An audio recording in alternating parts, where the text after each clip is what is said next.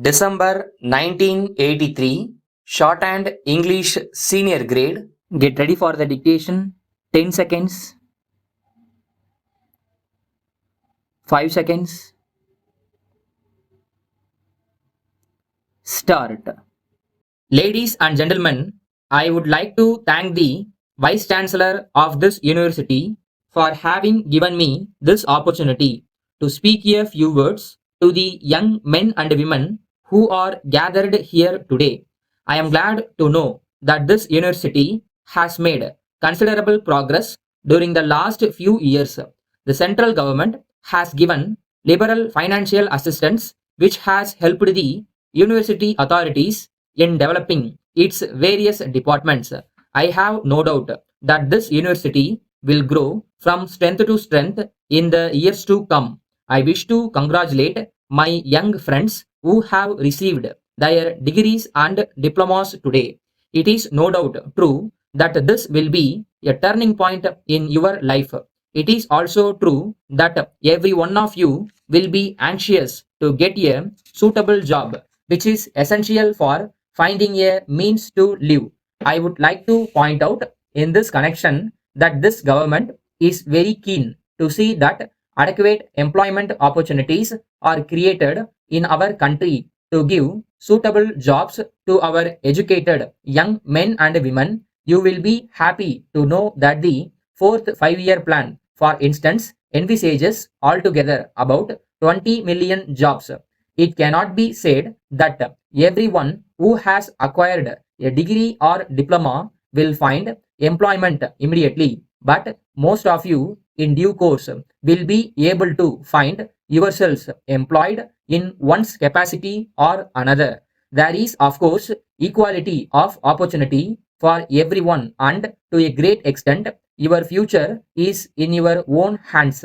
Whatever may be your position in future life, each one of you should, first of all, think of yourselves as citizens of this country.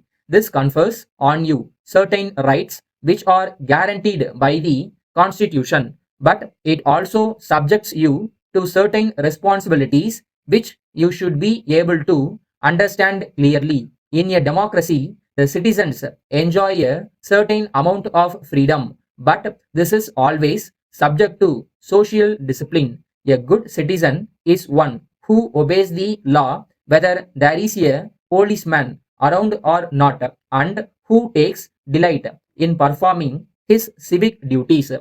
The responsibility of our young men at the present time is no doubt great. In my view, every stage in the life of a man is important in itself.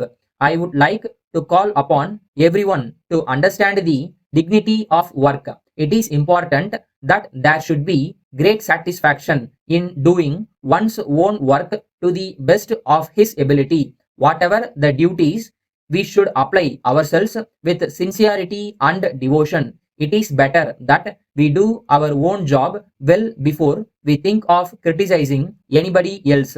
We should always bear in mind that loyalty to the country comes ahead of all other loyalties. It is essential to remember that the entire country is one, and anyone who thinks in a different way is not our true friend. I would like to appeal to young men and women to prepare themselves in a disciplined and determined manner of the responsibilities of tomorrow. It should be remembered in this connection that a democratic country can be sustained not by the greatness of a few, but by the cooperative efforts of the many. There is no doubt that the future of the country is in your hands. It is necessary, therefore, that you should be well equipped as individuals and citizens.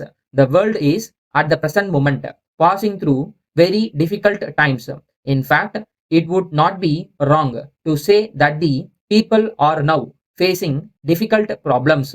Letter dated 25th October 1982 from the sales manager Mrs. Raman and Company, New Delhi, to the manager Mrs. Thomas and Company, Bombay. Dear Sir, in reply to your letter of the 26th instant, we wish to inform you as follows.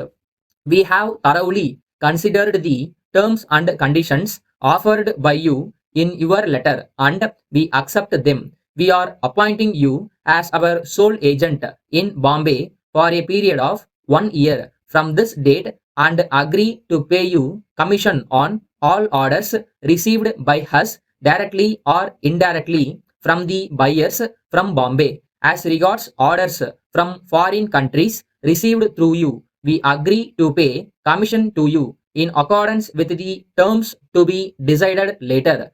We have already business connection in several parts of the world. It is not therefore possible for us to give you the sole representation in this regard. We also agree to give you the customer's discount of 5% on all ordinary sales.